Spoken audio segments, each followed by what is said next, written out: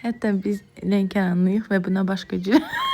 Aldığımız köhnə ətdən sonra siz məsləhət gördünüz ki, Sadiq kişinin mağazininə gedək. Biz də getdik, belə ət aldıq. Sizcə necədir? Qonaqlarım gəlir deyə 3 bacı bişirməyə qərar verdim və bəli, mən 3 bacının ətini qaynadıram. Elə çox dadlı olur, mütləq yoxlayın. Badımcanların qabığını iki tərəfdən soyuram və bütün tərəvəzləri qızardıram. Və siz tərəvəzləri əvvəldən qızardırsınız, yoxsa yox? Sonra ətə qatmaq üçün bir ədəd soğan doğrayıram və ət nənəm demiş bir buğum qaynayandan sonra çəkirəm onu da. Sonra hamısını bir yerdə qızardacağam. Elə həqiqətən də çox dadlı olur. Soğanı da ömür boyu iri doğrayıram, bura yerləşmir və balacalaşdırıb yenidən qatıram və 3 bacının yanında aş dəmləməyə qərar verdim. Marketdə həmişə belə paketləşmiş düyü görürdüm və qiyməti daha ucuz idi. Düşünürdüm niyə ucuzdur və bunu açmağa çalışanda bildim niyə. Çünki əməlli əziyyətdir, milyon sadə açdım. Sonra badımcanları duzladım ki, acılığı geçsin, amma yenə də acı idi. Bilmirəm nə etmək olar. Alanda necə bilmək olar ki, bu acı və ya şirin badımcandır. Bilirsinizsə zəhmət olmasa yerlərdə yazın. Və bir də ətin dadlı alınması üçün bir sirrim var. Pomidorun içliyini qızarmış ətə qatıram və çox dadlı olur.